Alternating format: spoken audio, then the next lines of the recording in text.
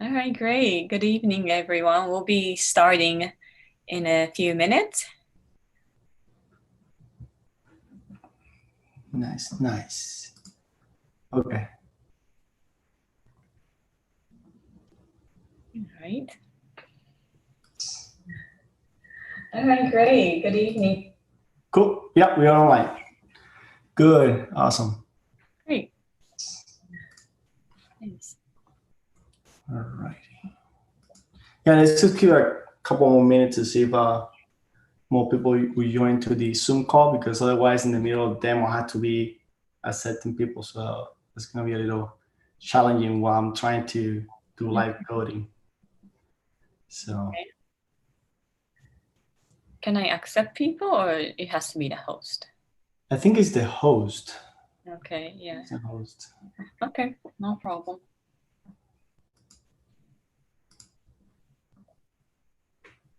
Okay. I'm checking one more time my stuff here.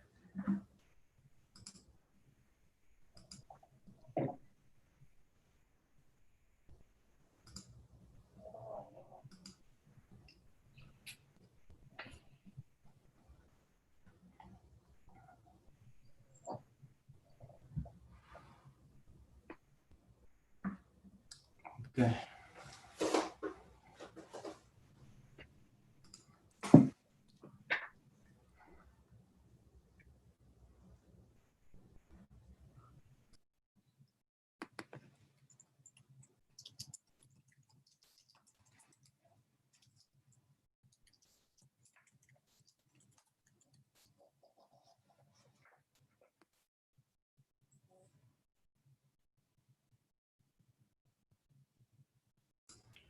We can go ahead if you want to. I think Okay. you're already waited enough. So Yeah. So, okay, let's get started then. So, good evening, everyone. Welcome to the Kubernetes and Cloud Native Meetup of South Florida.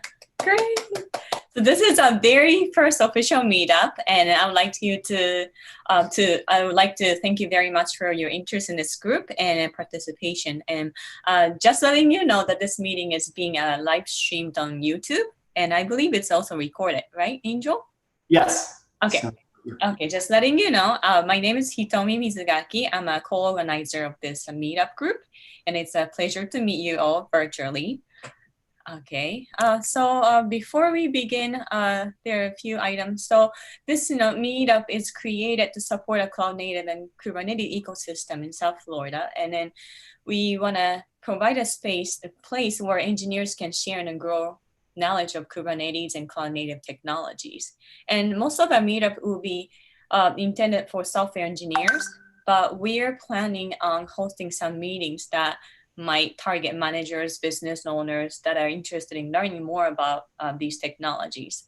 Another thing is that this meetup is sponsored by Cuemby. Cuemby is a Kubernetes and cloud native specialist located in Delray Beach and deploys Kubernetes and other cloud native technology that enable the all-scale resources across multiple clouds and premises and automates the software lifecycle. So an application can present itself in one ubiquitous cloud. So today's speaker is Angel Ramirez. He's a certified Kubernetes administrator and a member of CNCF Speaker Bureau. And then he's very active in CNCF, and he's the master of Kubernetes. So before I give the floor to Angel, I would like to go over a few housekeeping items. Please no spamming. Let's respect everybody's time. And then also, if you have any question, you can post it here in the chat. And I believe that there's a link on YouTube, correct, Angel, where people can post questions? I did not create the slide though. Okay. However, if they do these, if they do ask questions on YouTube and the chat, I mean, the team can help out, and we can take over that.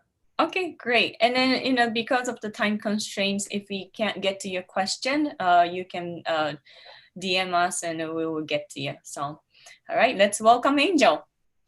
Thank you, Hitomi. And I would like to add there that if you're on the Zoom call and you have questions, all you have to do is just raise your hand on the on Zoom, and we'll get to you for sure. Okay, sounds good. Let's get this party started. And for today, we got the longest title that I could ever find. So kudos to me. I found that I wanted to make sure that I could put in the title the whole idea of the topic, but I think that got way too long.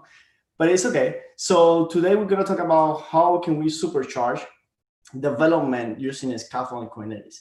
And I'm making sure that I put Skaffold and Kubernetes in the title is because that's the main topic.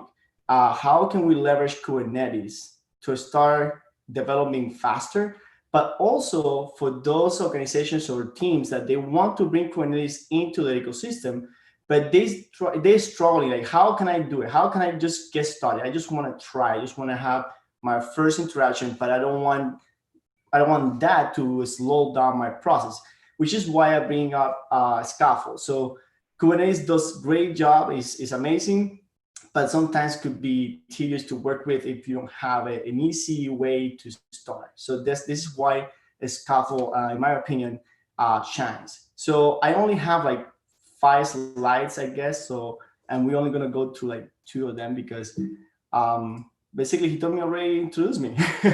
So there's not much to say here. She already mentioned it, that I'm a certified administrator, basically a CNCF Picker Bureau member as well. So if you're running another meetup or you are in a conference and you're looking for a speaker, just hit me up. I'm more than happy to help and participate.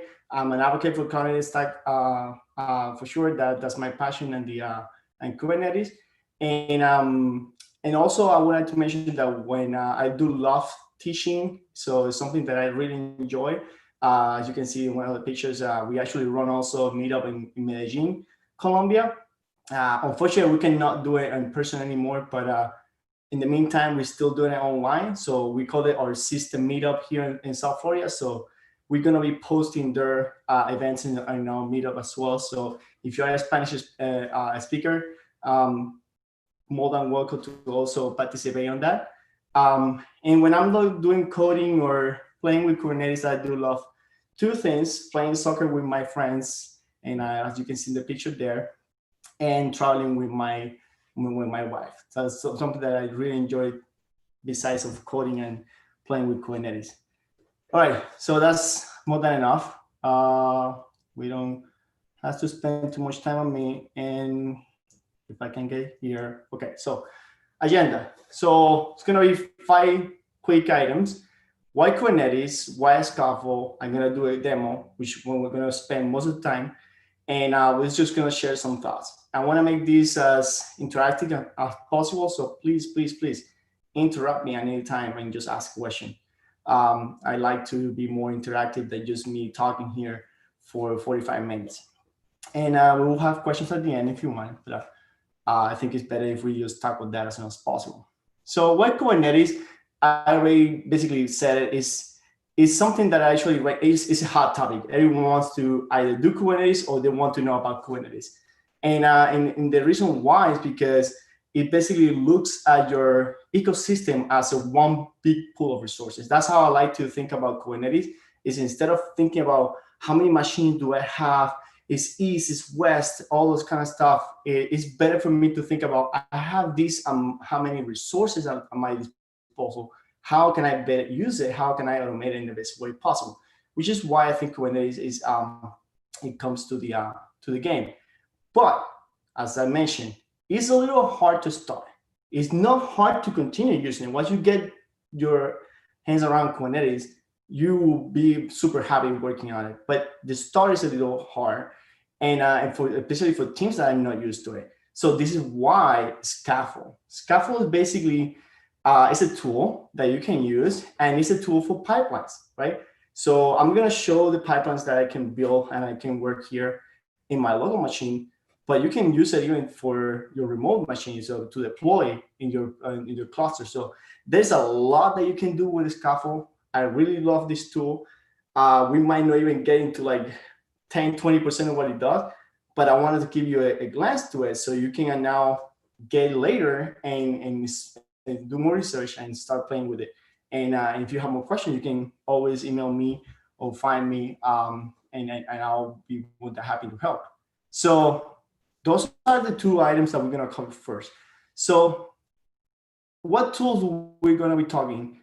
Scaffold is going to be our main tool for today. That's what we're going to be talking about. That's what we're going to be basically playing around. However, I want to make sure that this is working on top of Kubernetes. I want to make that clear. And also, we're using another tool called Customize. It's not going to be impacting too much to what we're going to be doing, but I want to mention it because most likely that could be a future talk. How can you now not only leverage the Scaffold pipeline system, but also how can you make all your YAML files for Kubernetes that a lot of people get stressed to? How can you organize it in a way that is basically seamless to you and you can basically extend it, you can improve them, you can make changes and be replicated across multiple scenarios. So that kind of what Customize comes into the play. I just want to make a note that Customize it could be a binary, but also it is built into kubectl. So if you have already kubectl, you don't have to install Customize, but it also could work as a standalone binary. And that's about it in terms of the slides. So I'm pretty sure that you all want to get into the demo. So let me first find it. All right. If any questions so far, I want to make sure that I tackle as many questions as possible. So feel free. Don't be shy. The only thing that can happen is that you will be online speaking to the whole world. So nothing bad about it. All right, so here's our demo. Is this enough? Is big enough to see? You tell me. Can you confirm? I could see. I don't know about other people. All right. Can you see? How about that? Is yeah, I can see. Okay, cool. I want to make sure that is visible. All right, so what we're gonna be working on is I'm gonna do a couple workflows here. And I'm gonna kind of cheat a little bit because I already have this done, but I want to make sure that we can explain how can we get started with the Scaffold. So the Scaffold first, let me open a browser and show you what a Scaffold is. So this is the website, pretty easy. You can just log into a website and you can get Scaffold. How can you get it? Standard. You can either download the binary right here, install it. If you're on Linux, just select Linux, Mac OS, Windows. You can even use the Docker image to use the Scaffold. So it's pretty easy to install. That shouldn't stop you to use it. I already have installed it, of course. I'm not gonna, that will take me some time to get it, but that's something that I wanna make sure that you guys follow.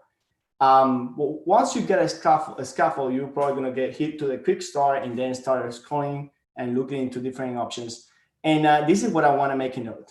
These two main commands. This is basically where you are going to be getting most of the benefit out of Scaffold. You have more benefit, but this is the main core of Scaffold. So when you have a Scaffold, you have two modes. You have the dev mode and then you have the run mode. When you're in dev mode, it allows you to build and deploy your code into a Kubernetes cluster while you're still on your own machine. It doesn't matter if your cluster is local or your cluster is remote. You will be able to basically run your code, see it working. You can make changes and basically make reloads right there without having to leave your IDE. In Scaffold run, it's basically like you are deploying for real. So you say Scaffold run, your code goes live either to your local cluster or your remote cluster. It doesn't really matter at that point. And that's what I'm going to start. I'm going to show you first. Let me just make sure that I didn't miss anything here because there's a nice pipeline architecture design. There you go. This is what a Scaffold works with. So basically, you have these steps that you can work, and you can basically kind of like a play around. You can use one or remove it, so you don't have to have the whole pipeline, but you can basically work with that. So the first thing is where your source code is. So your source code is going to reside always here.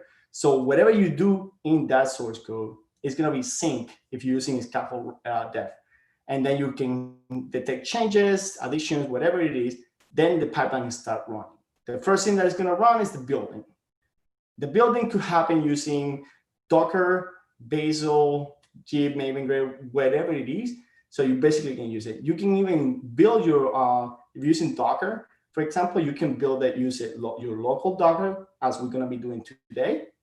But you can also use remote Docker. You can actually use your, let's say, Google container registry. You can use Canonical inside Kubernetes. That will be the holy grail.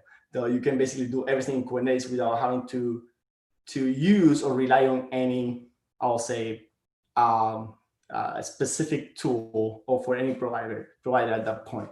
And then you have your test artifacts. So this is something nice, and I do have a demo about testing, because testing is really nice. It's not the testing that we're thinking about testing your code. It's more about testing your container to make sure that your container structure is proper and it's actually what you want to ship. That's actually very powerful, and I like that approach on Scaffold. Not many organizations test their containers by containers. One thing is testing the code. Another thing is testing the actual container.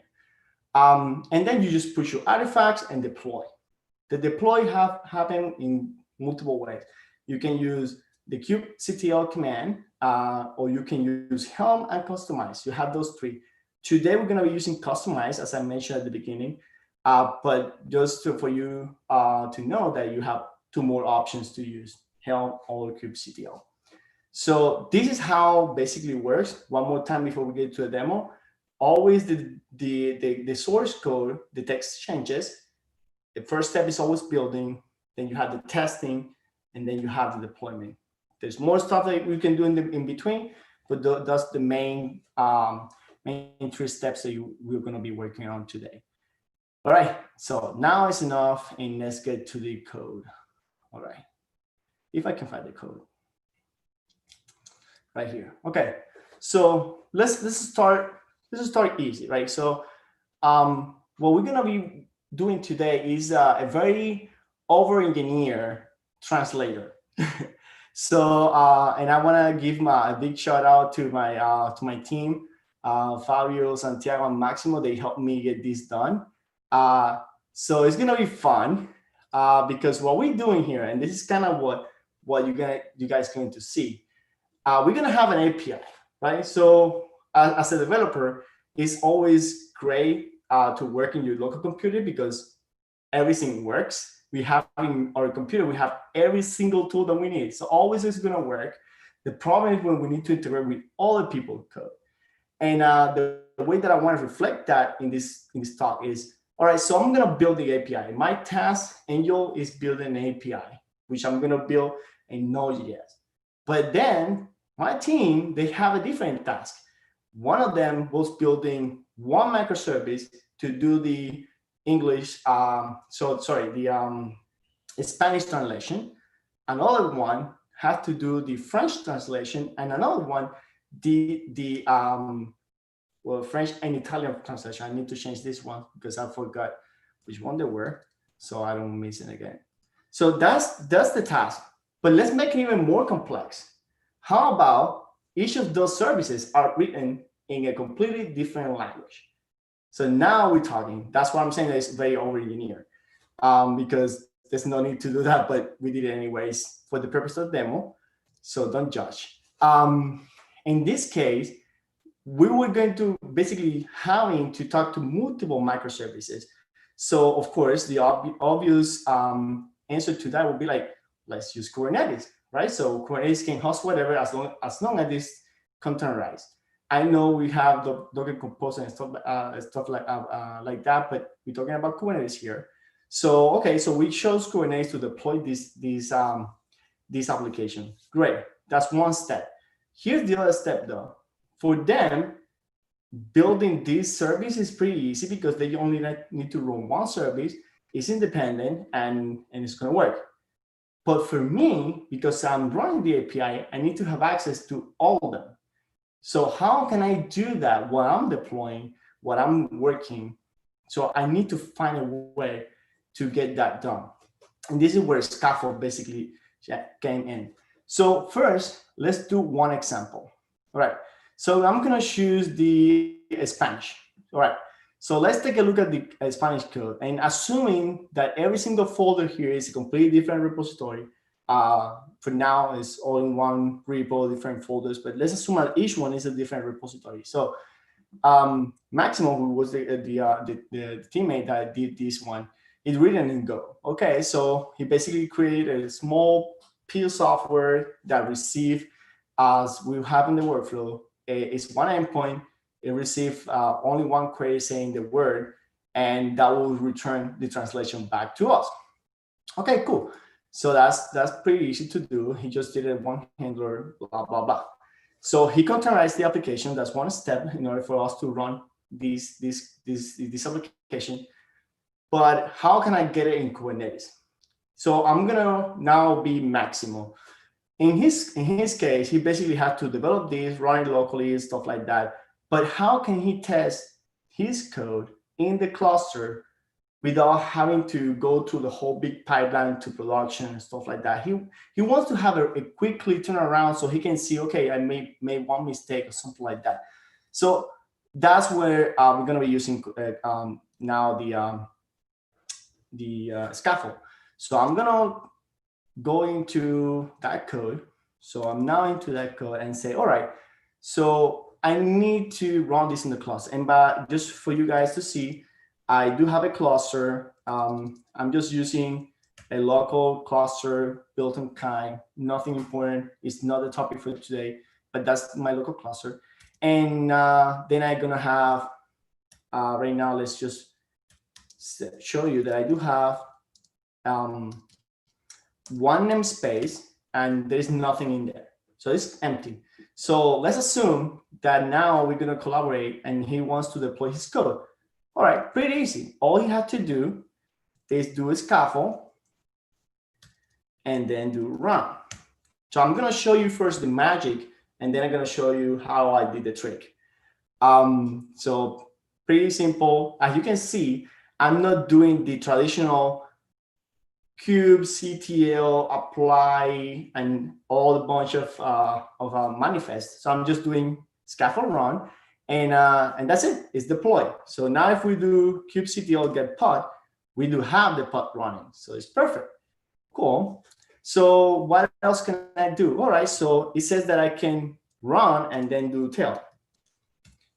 Tail will give me like, all right, so it's running. So let's just keep waiting to stabilize, and then it's gonna show the logs.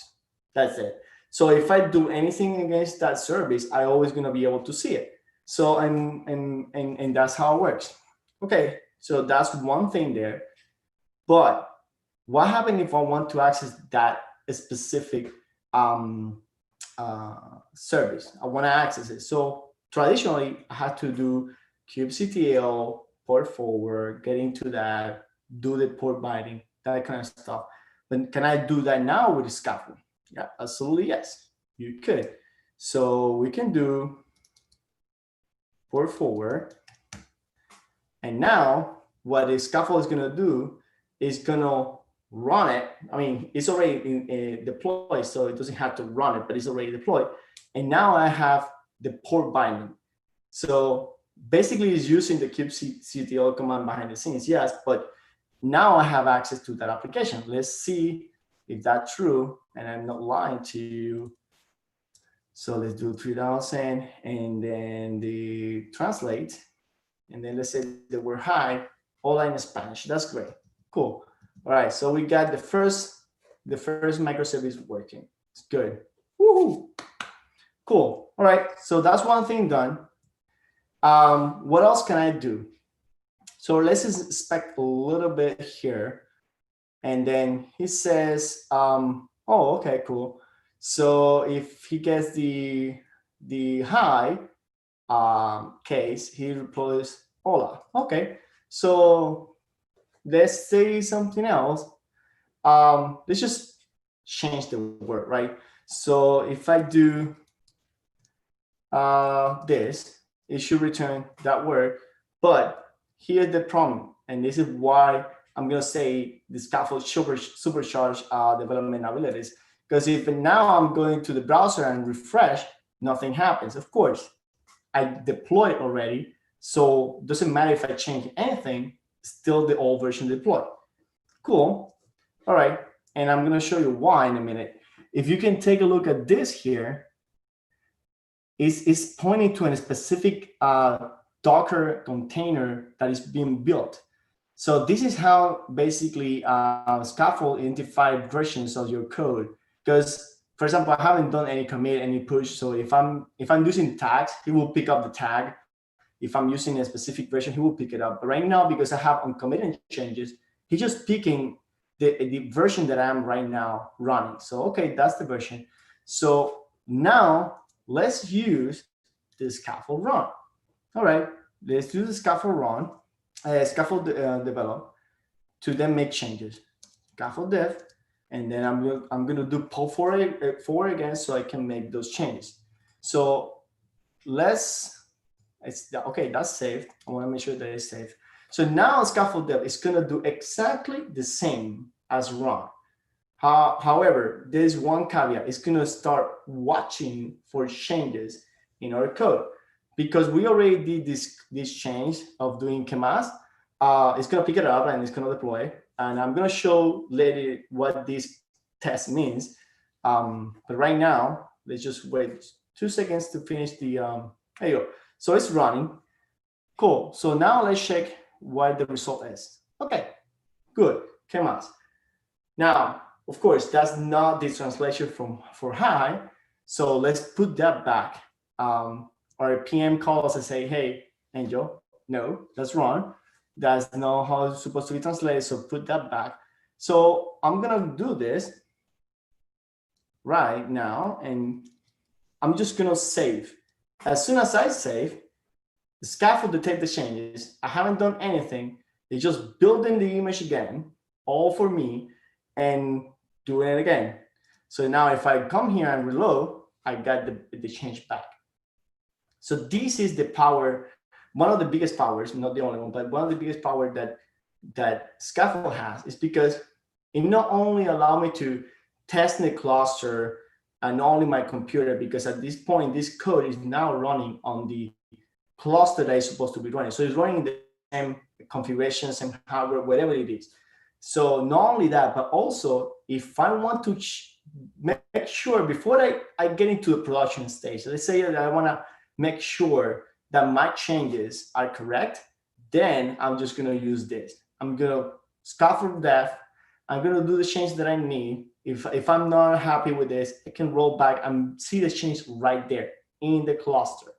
That's one of the biggest benefit that Scaffold has, that the def. And as you can see, I can always see all the log. If I'm testing something because I'm not sure what happened, that's it. Also, this reduce the potential on not compatible in the software. For example, when we're building stuff in Node.js for and we do it in Mac OS and we do it in Linux, some of them sometimes get in different binaries, different packages that they're not always fully compatible. We avoid this with the Scaffold because we run literally in the cluster it's going to be. So if I'm running your code and you're in my code in this way, it's going to run in the same way if we're using a Scaffold. So there's not going to be more like a compatibility issues or anything like that. So now that I show you the magic, let's now deep dive on how this is done, because this is not magic. There's nothing here. There's no such thing as magic in development. So let's just cancel this for a second. And if you can see, I cancel it and automatically removed it. So there is no more in my development. So it might be that I can still see the production, but the development is already gone. So there's nothing in there, right? So that gives me another way. For example, something that I will use this a lot. Why not give every developer one namespace? So let's say that every developer that we have in the organization, they have their own namespace. So they can just basically run their entire suite in that namespace. Once they're done, they just kill it and that's it. Nothing affects the production, nothing affects even development. Because sometimes the development environment, we know that it's not stable, but sometimes we rely on that to make sure that all the people collaborate. So at that point, development should be a little more stable because you're assuming that more people have their code there running for everyone to test. But if you have your own environment and you just want to test a very, very new feature that someone did on their code, but you wanted to have it here because you need to use it, that's a great example here where you can use a scaffold. So you are not affecting anyone. So, okay, so let's now take a look at the scaffold file. So the scaffold just works pretty simple. Same as Kubernetes. It's a YAML file. It follows the same concept of having the version, the kind, metadata, all this kind of stuff. So, so this is what we can see here. This is great, right? So first you define your build. And as you can see here, I just say my artifacts is gonna be this name. That's it. You name it whatever you want, right? Of course, if you plan to use something like Google GCR or anything else specifically, you should then pre-append that specific server. But in this case, I'm using the local. This is what I'm doing here. I'm specifying the local Docker. So I can just name it whatever I want. Doesn't really matter. I just call it that this service is the say what in Spanish. Perfect. Now, next step, which is the one that we were talking about after the build, I want to deploy. But how I want to deploy? So I'm telling a scaffold here, it's not doing magic. I'm telling them how I want them to be deployed. I'm using the customized type of deployment, and then I just give it the path. I can give it multiple paths. It's all right. Let's say that in case of multiple paths, let's say that you have your application deployment files, but then you also have a database. Maybe I want to deploy alongside this service a MongoDB because I'm using a MongoDB. You could do it. A Redis, whatever you want. So basically, this is how you can orchestrate. Or maybe you want to use it in a different way, which I'm going to explain a little bit later how what I'm saying here. But you can use this in multiple ways, not only for the application, also for all the services that you might need alongside your application to be run. And then the path. I'm going to put that a ping on the test for now, because I want to leave that one for after I explain the path. So let's go to a path first. So here I declare something called manifests. And that could be a remote repository, doesn't matter, it could be somewhere else.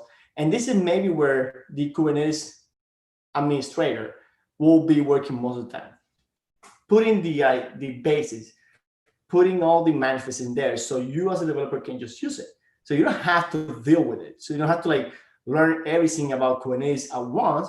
You just can tell it, all right, so my application is going to be deployed using this manifest because I already pre-agree with my Kubernetes administrator. This is what I want to use. Great, cool. So how that looks like. So this is where I'm using customize. And customize is basically, if you can see here, this is a Kubernetes YAML file. So nothing has changed. Nothing. It's still the same. You're not doing anything different. What are you doing different is now we're adding a file called customization. And when you have that file, you're just telling the kubectl command or the customized binary, I want you to treat these files in a different way. And something that you can see here, which I'm not going to get way too deep on this because this could be a whole new talk about this, but I want to give you an idea of how it works. I'm basically telling here Kubernetes, hey, when you use this folder called base HTTP, because in my opinion, let's say I wanted to have multiple bases. When application is HTTP based, when an application is using gRPC, I don't know, I want to have different type of bases. You can have as many as you want. It's up to you. But when I'm deploying an HTTP based application, I want you to use a deploy YAML, which is right here, and a service. So I'm already packaging in one place a deployment and a service, right? But not only that, I'm telling you also, you should expect that there will be a config map.env. Of course, that will be a secret that you're not going to put in your GitHub ever. And but I wanted to make sure that he can generate it. And this is very important because for those that use Kubernetes, they will know that if I have my secrets and stuff in the config maps and secrets, and does that change, I need to reload my application, right? So what Customize is doing is already taking care of that. It's hashing every time that I'm using this, it's hashing the config map and the secret. So in the way that if I make one small change, either inside the file or here, automatically reloads it. It knows that there's a new thing, so let me just do a rolling update, and that's it. So I don't have to do it by myself. So those are the things that I wanted to talk about the Customize. And the other thing that I wanted to talk to, if you notice it, I'm not pointing to that base, but I'm pointing to the .ks inside this folder. But .ks isn't doing nothing but calling, as you can see, that base. So this is where the power of customize comes in. You can nest and you can merge. You can put them together and it will be putting like a layer on top of layer to obtain what you want. Why it is important? You're going to see in a little bit when I'm going to show you how can I have multiple environments. So that's kind of like the idea here. And now I'm just specifying here, okay, so this is the development environment. I wanted to prefix with the ES. Why? Because this is the ES service, so why not? And then you're putting different labels, the app, the environment, so you can separate those applications, even though that might be in different namespaces. And here's what I'm doing, the latest changes. I'm telling that, you know what? If you find a container, and let's go back to the deployment, this one right here, if you find that container with the name HTTP, I wanted to change that name to this name. But if you remember from the scaffold, this name is the image name. So this is how a scaffold will find, say, all right, so I have an image called A Ramirez / say what S. So he's looking for that string and say, let me find inside the deployment that same string and let me just put it in there. So he's using the strings to match the new container that is being created. So if you recall, when I was showing you about the binary, the hash right next to the Docker image, it was having a colon and then a hash. That hash, what he's doing is just matching these strings. He's just getting this string, the other string, and appending and creating the whole image container. That's how you can have a unique every time that you make a change. You're getting that stuff. I'm simplifying that a lot. I'm pretty sure that the Scaffold team having a lot of brainstorming sessions to get to that point, but I'm trying to simplify the explanation of how that works because it's important how the image gets placed in what and where. Okay, cool. All right, before I continue, any questions so far? I'm looking at the YouTube, but I don't see any questions. Okay. Yeah. Either it's too clear or it's like, what? I hope it's too clear. I'm trying to make sure that it's clear enough so everyone can be excited and start playing with this as soon as we finish here. All right, so let's go with the okay. Let's do something fun before we talk about the test. So how about, okay, cool. Everything is working in development. So let's create a new environment. Right? I want to run this now in development, and I want to run it in Angel namespace. I want to mess around with this and see what happens. Cool. All right. So what am I going to do? First thing first, I'm going to create my namespace.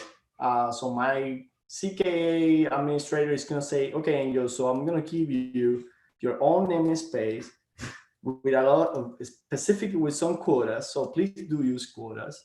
I'm not going to use it here because this is my computer, so I should own all the resources. That's how it works. But let's assume that I got my namespace. All right, so let's just get my namespace. Let me quickly kubectl, and let's just apply it. All right, so I'm going to apply if, and all right, so I got my new namespace. So let's just confirm that that's true and I'm not lying. get ns, and now we got the namespace, right? Alongside all the other namespace that Kubernetes has. All right, cool. So what can I do here? Because I already have a customization file. So do I have to just change it every time? Do I have to do more stuff? So no, not necessary. So for this case, and I'm just gonna do this for now. Once again, this is not a customization talk, but let's just do this. I'm gonna copy this file. I'm gonna create a new folder, and I'm gonna call it A. Ramirez. Right. Once again, I'm assuming that we're not committing this to GitHub, so you could have just one if you want to, but let's just do it for now for the purpose of the demo. So I'm creating that file, I'm copying and pasting, and now I'm gonna call this A. Ramirez. And now I'm gonna keep the prefix because it's the same application. I'm not changing the application, I'm just changing the namespace. And everything else stays the same, right? So I already have a folder with my environment. Now, how can I tell now a Scaffold to use this new namespace instead of this one? All right, so that's cool. And by the way, you could use the same one, the same file, just removing the namespace here, and then you pass the flag in the Scaffold, stuff like that. But let's just keep it simple once again, because I don't want to get too sidetracked here, because I'm pretty sure that someone is watching and say, well, but you could just do this and that. Well, this is demo, so I need to move fast and make sure that at least I can show you how it works. So that disclaimer, because I know that I will have some critics doing that. It's like coding live. And then I'll have the Scaffold here and say, okay, well, let's create a new profile. All right, so what a profile is. So what we have here is the default. Like what's gonna happen if I don't say anything? This is what happens. But if I do want to have a profile, I just say profile and I give it a new name. So I'm just going to give it a name and let's call it A. Ramirez, right? And hopefully then here, I could now start saying how I want to build this. I have two options. If I'm already happy with the current build, how the build works, I don't have to repeat it because it's the same way that I'm building it, so I'm not changing that. But let's assume that now for my own profile, I want to use Google. Okay, I can just define in my profile that the building happened with Google instead of the local machine. But in this case, the only thing that we're going to change is the deploy. Now I want to deploy, same with customize, but I'm going to use now a different path. And then I'm going to use KS, right? But I'm going to specify I want to use A. Ramirez, right? So once again, this is not the best example ever, but bear with me. So now I'm going to say, let's deploy. Let's do this scaffold def again. But this time I'm going to say profile A. Ramirez. So now it's detecting that, oh, okay, so you want to do a different profile, so but you're not specifying the build, so I'm just going to use the default one, which is build, and once he gets to the actual specifics of the deployment, then it's going to use the new one. So just give it 1 second. It's deploying now, and something breaks. So A. Ramirez, did I put something wrong here? Oh, I know what's happened. You see live coding. So I need to do one more step out because the base is not anymore in the same level that I was expecting. So let's do it again. You see, live coding, that's what happens. What you get. I forgot to ask the demo guy to help me out.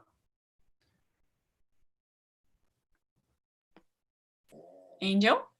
Yes. When you have a chance, there's a question. Yeah.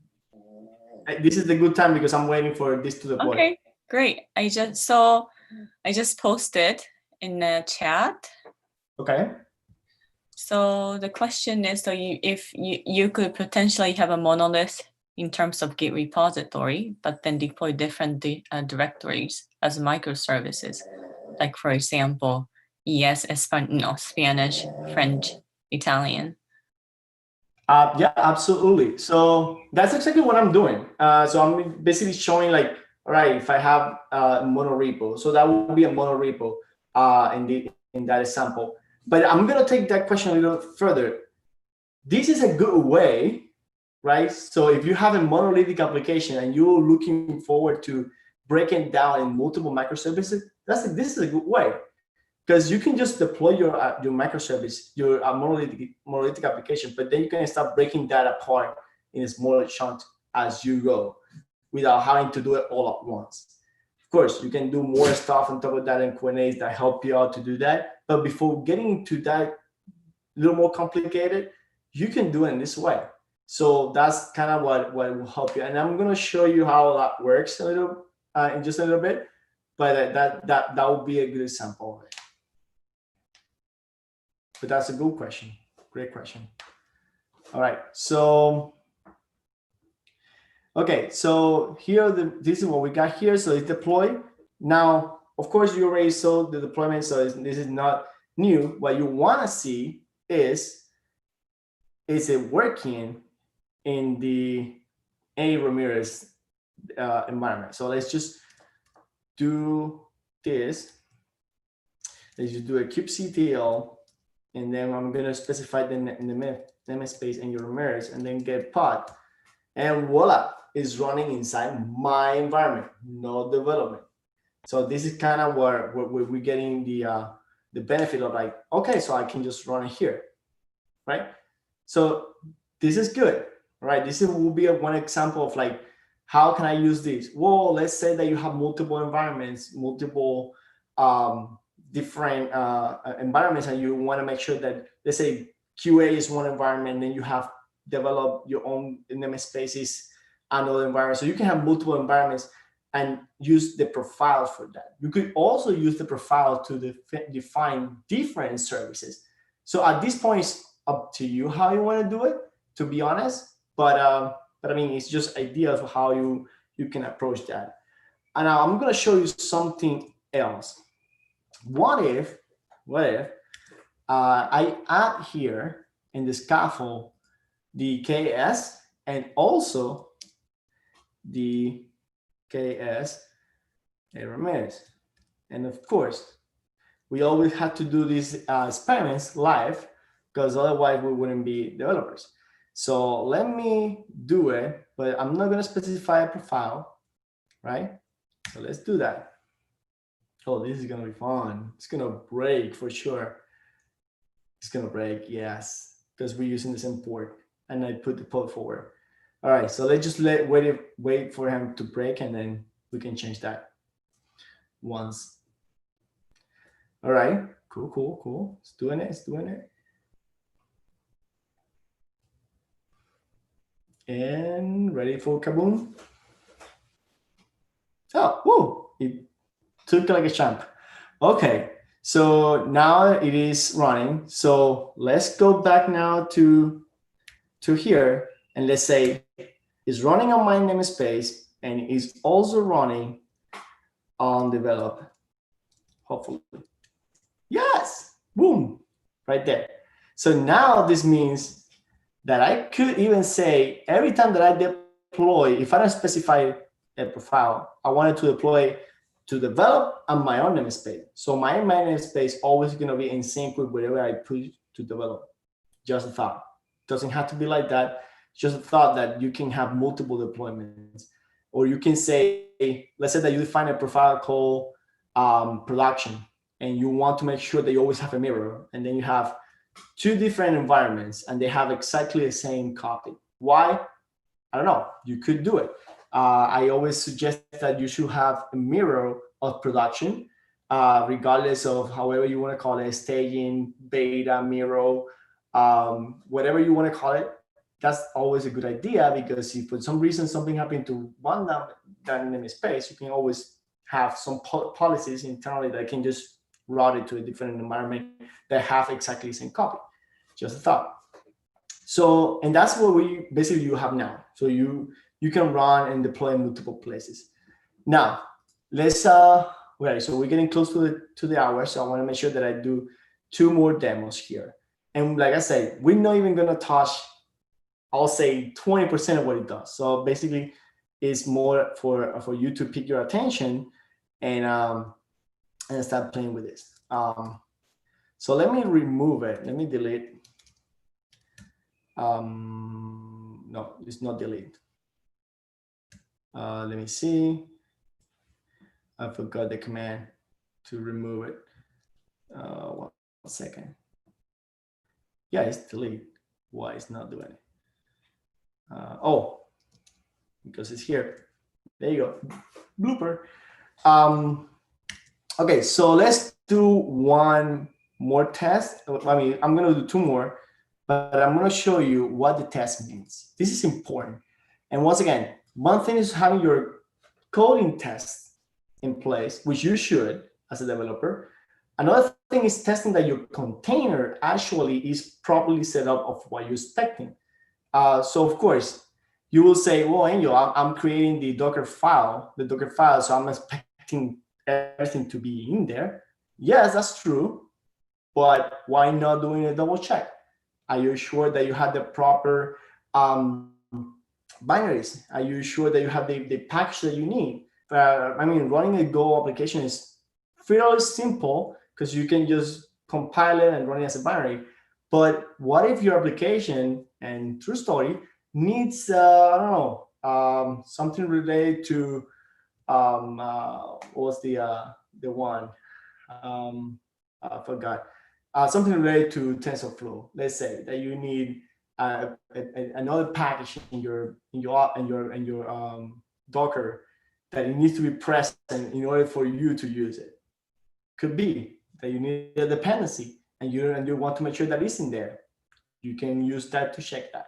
How that works? Let me go back real quick to the Scaffold, and I'm going to working with the Scaffold pipeline stages. I'm going to go to the deploy test. So testing, it's very, very good in the sense that you could have very well thought testing. So once again, this is basically for your needs. So you might need to make sure that you know first what you need in order to use it. But once you get that done, you can do multiple types of testing, and they call it structured testing. Test. How this work? You just use this. There's a binary that you need to install. Once again, OS X, Linux, you name it, is there. Don't worry, they got you covered. And what this binary does, it just plug in with Scaffold. So when you give it a set of tests to run, it will just grab that information, parse it, and then run the test. So it's necessary in order to use Scaffold. It's an extra package, but I already have installed it, so that's why I'm not going to skip that. But just to give an idea, you can do command test to make sure that, for example, this is there, Unicode Flask, that you have Unicode in there, that you can execute it, that you already have the apt-get upgrade and everything is in there, that kind of stuff, including some stuff. The image entry point, you can do file existence, which is the one that we're going to be doing now.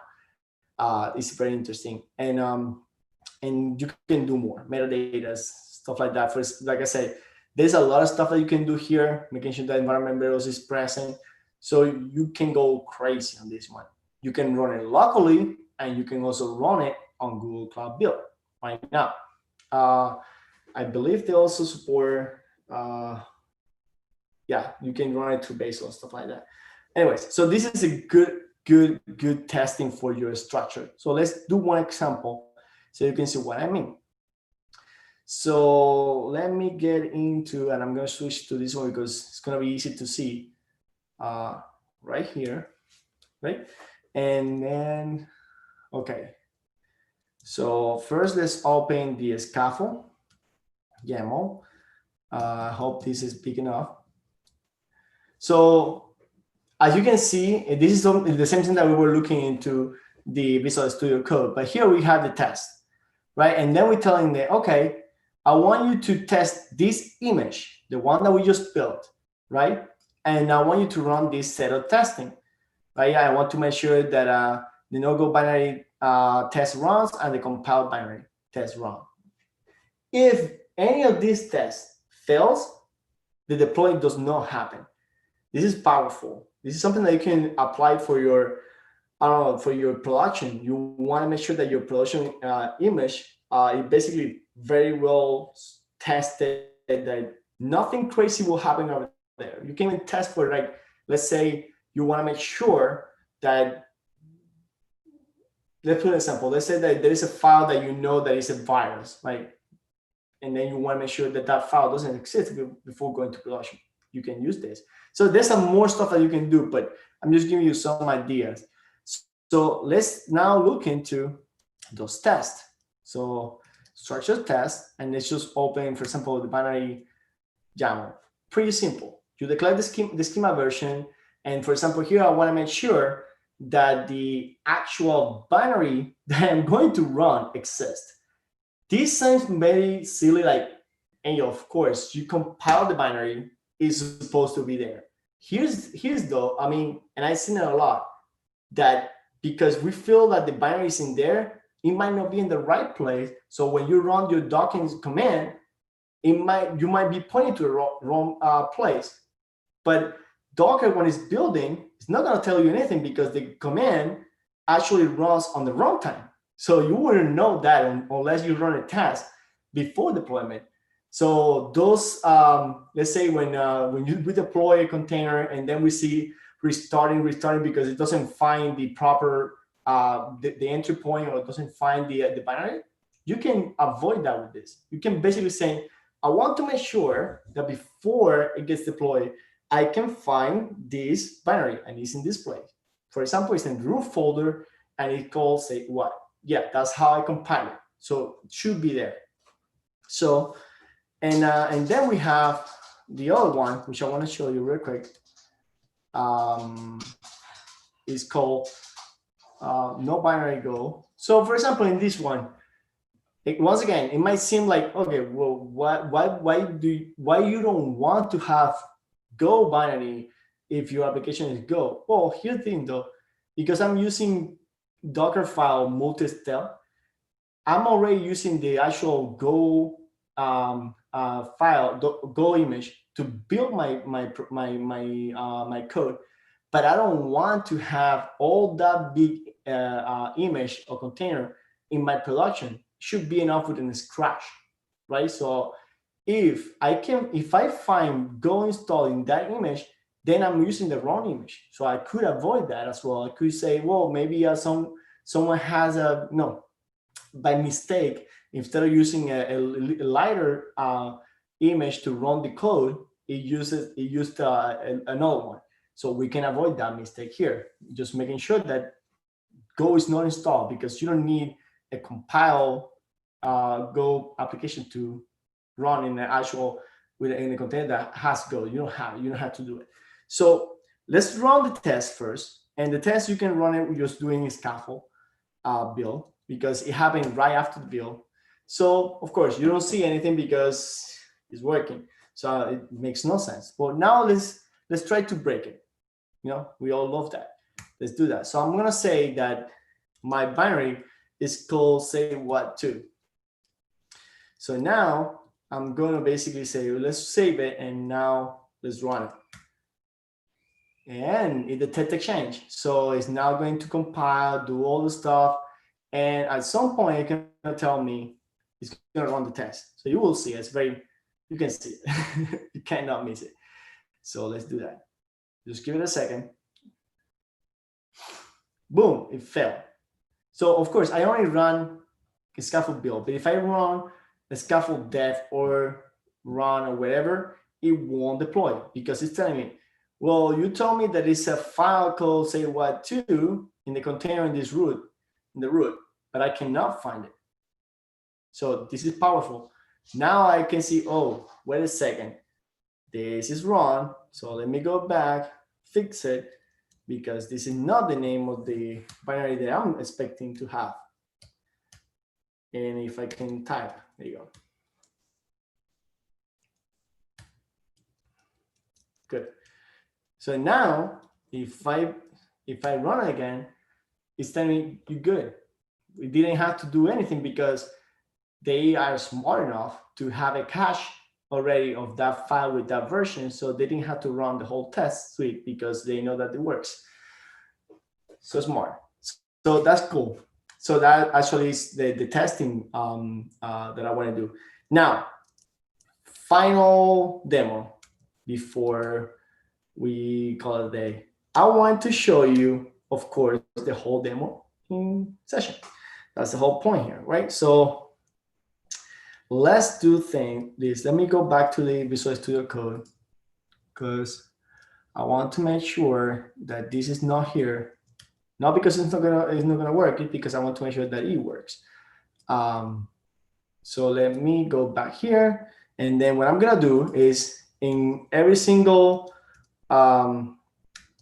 window that you see here, I'm basically running all these microservices, and we're gonna see that in just a bit.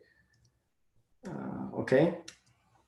So in basically, except for the top left corner, that's the API, the one that I wrote.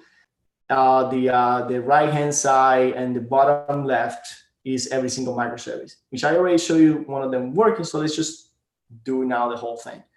And I'm pretty sure that now my whole team is crossing their fingers. So it works. So I'm just going to run it with def. I'm not going to do port forward because I'm not interested in that part for this. So I'm just going to run it with def. Let's do a scaffold def. All right. So everyone should work. Hopefully, the scaffold def. Okay, cool. So top right corner is already waiting for being called.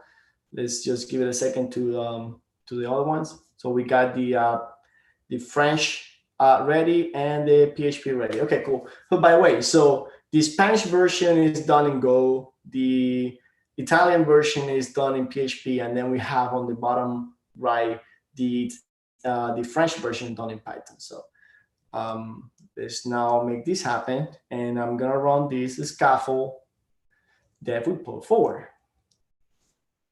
There you go, def port forward.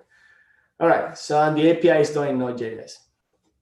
So let's just give it a second to the API to run, load, and then we can test it out. So while it's loading, you don't have to do all these in different windows. This is just me because I wanted to show you every single piece of it.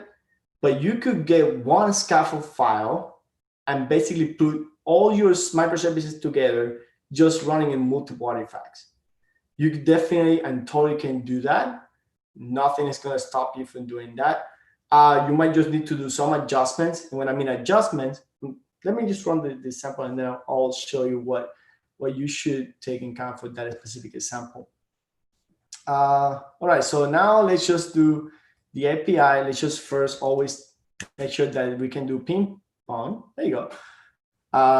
That means that the API is working. So now let's do a translation. So how I got the API set up is that I need to first say the language, French, and then the word. So I should say bye. And you should return at some point something. So did I miss anything? Let me just make sure that I didn't miss a thing. Let me just try again. Oh, one more time. All right, so I during the testing, I also made the same mistake. In the API, I put the path to be internationalization, of course, and then the language, then let's put French one more time, and then they say bye. And it's loading, boom, adieu. I don't know French, so I have no idea how you can say that, but at least we know that we can translate it. So of course, now we're gonna try something else. Let's try Italian, ciao. And let me make it bigger because this is fun. You see, when something works, it's fun, right? So let's do hi in Italian. All right, let's just do Spanish hi. Hola, there you go. So now we're gonna do the, basically we're gonna put the competition to Google Translator. So we can totally do that now. we have the most over-engineered translator service API, which we're gonna put into the market and make a lot of money. Absolutely. So, all right. So before we move forward to the final thoughts into what else you can do, any questions so far, Hitomi, on the chat or Newell? I don't see any questions on YouTube or chat. No. No. All right, sounds good. No worries. I mean, hopefully people will watch it again and wrap their head around. So that's why we're recording and putting it on the streaming. So if some of this stuff is not clear, or maybe you want to just take a look again to make sure that you got the idea, just go ahead and watch it again. So I want to just show you one more time, like what you could do. And I'm not going to do it because I don't have the time right now. But for example, you could just have one scaffold file, right? And then just define multiple artifacts. You can call here image and then say A Ramirez, and then call this one this patch. And you can define so many, right? At the end, what it's gonna do is just gonna say, okay, cool. So I'm gonna just have multiple paths. I'm gonna find this string, whatever it is, and place it in the right place. So you can point this to multiple places and do it.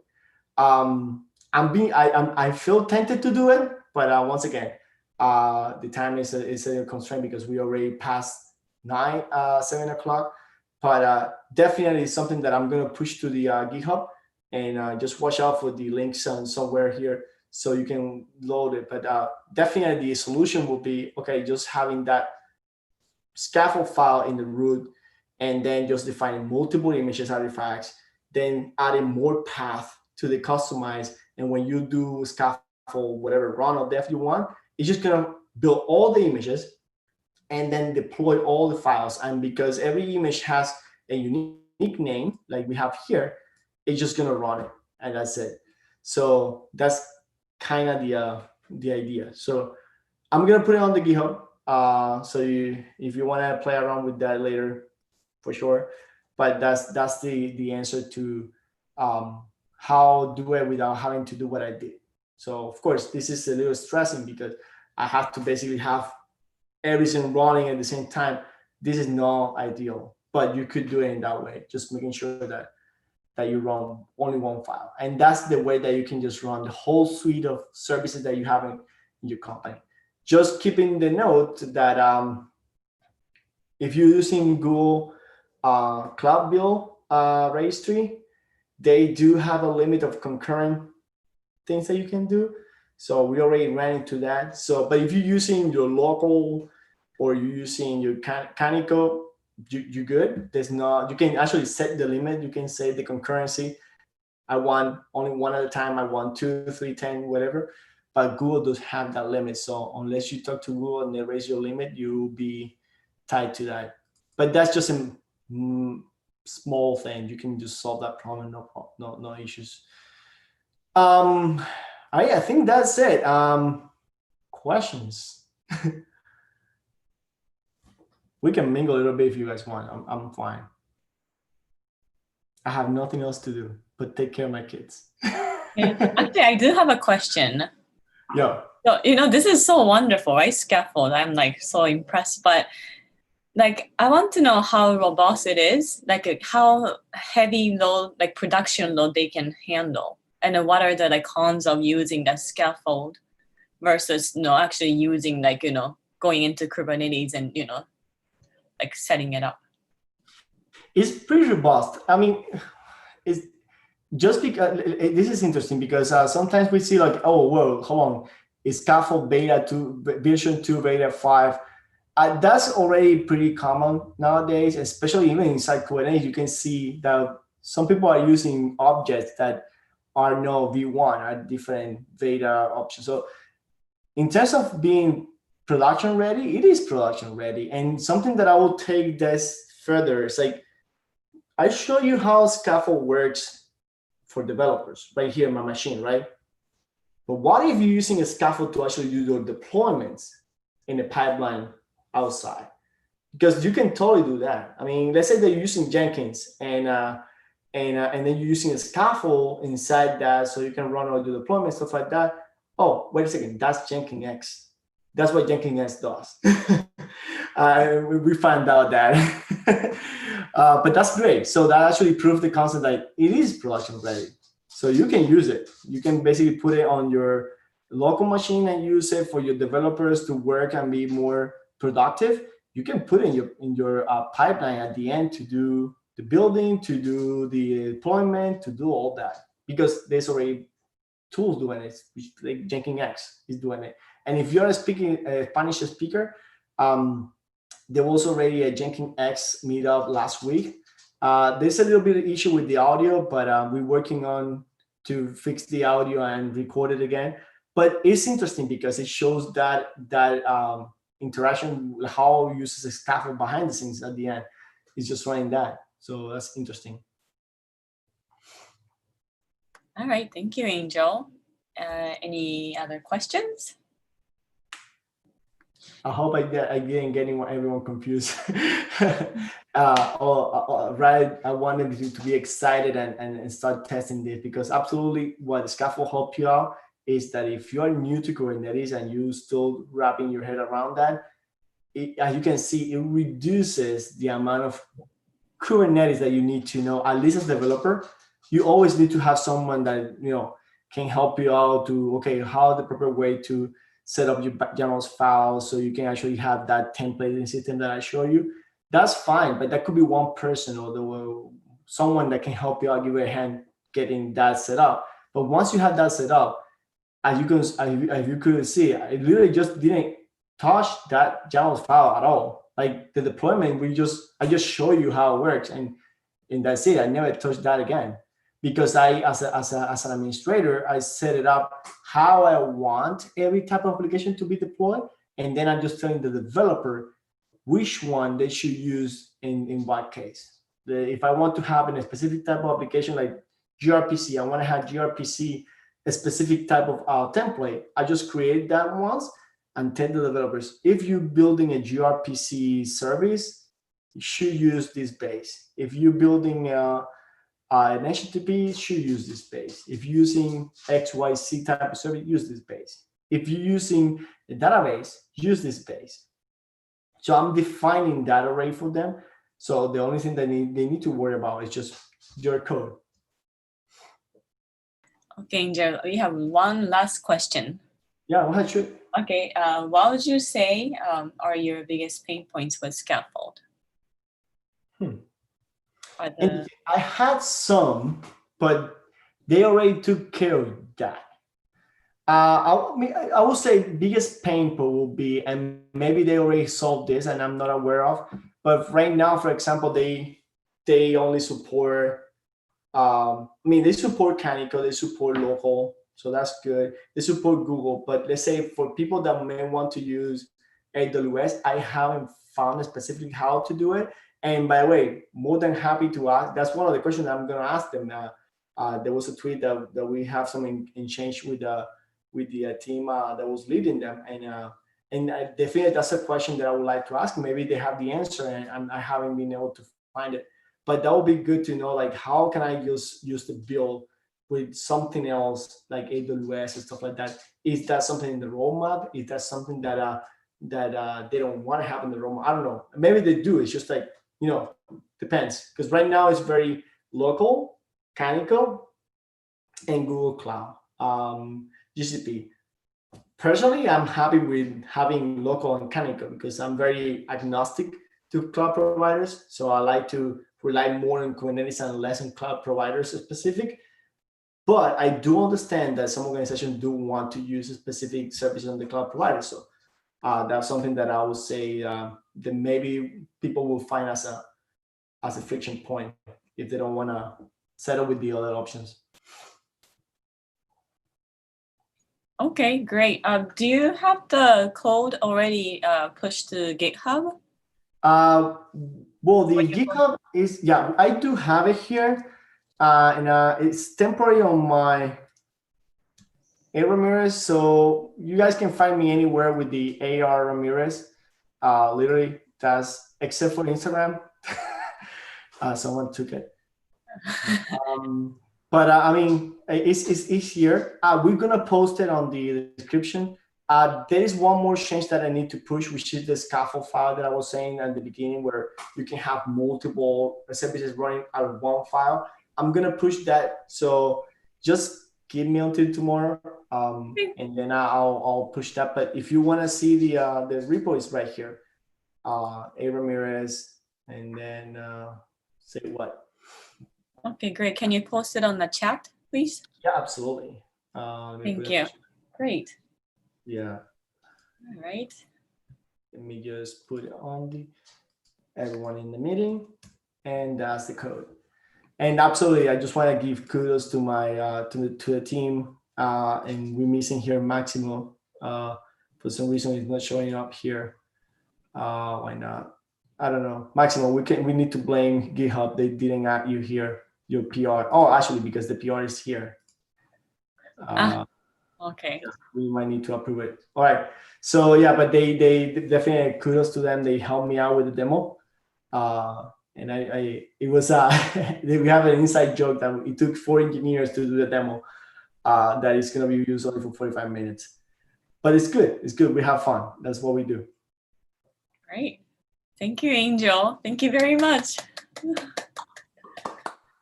Nice. Great. That's all I got. That's all I got. And just keep in touch, anyone. If you need help, for sure, I don't mind.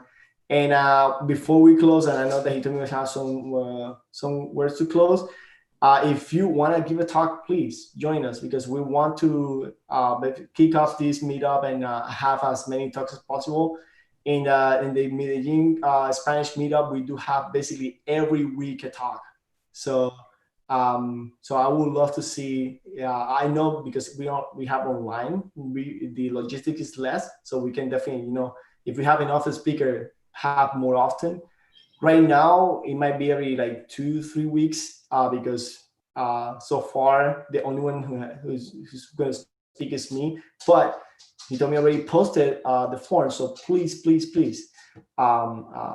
join me in speaking whatever you guys want to speak. Doesn't matter if it's a intermediate, beginner, expert. I don't care. And any talk, it will help the community, because at the end, this is what we want to make sure, that the community is informed and they have all the tools available. So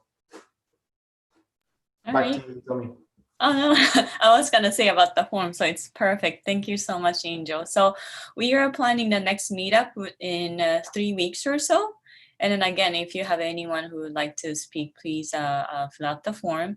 And then also, if you have any feedback, I'll be preparing a form and then post it on a meetup group. So, if you have any feedback, any suggestions, you can, message.